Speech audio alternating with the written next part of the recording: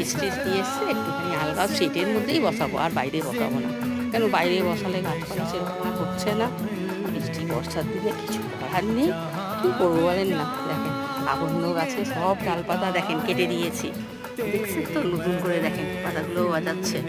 বড় হলে তো দেখাবোই। দেখেন এই বর্ষার দিনে কেটে দিয়েছি বলে, হ্যাঁ। তারপরে আকন্দ গাছ দেখেন ছোট্ট একটা উঠেছে এখানে, এই যে ছোট্ট করে। এই টবের মধ্যেও দেখেন একটা ছোট্ট করে আকন্দ গাছ আমার হয়েছে।